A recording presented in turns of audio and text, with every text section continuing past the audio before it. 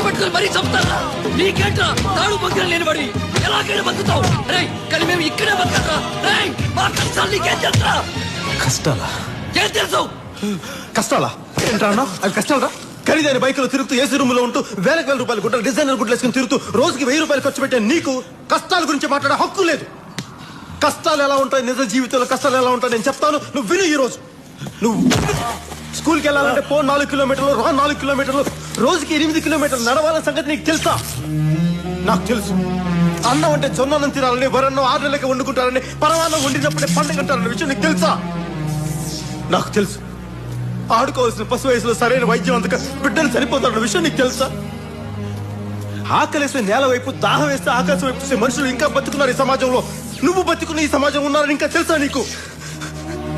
తండ్రి చనిపోయిన 6 గంటలకి, తండ్రి చనిపోయిన 6 గంటలకి తల్లి చనిపోతే ఆ బాధ ఎలా ఉంటుందో ఎప్పుడైనా అనుభవించావా? నేను అనుభవించాను. కంటికి కనిపించిన ఏదో ఒక శక్తి కొన్ని టన్నుల బరువుతో భూమిలోకి తొక్కుతున్నట్టు నీకు ఎప్పుడైనా అనిపించిందా? వయసులో ఉండగానే బాధతో భుజాలు కుంగిపోవటం ఎప్పుడైనా అనుభవించావా?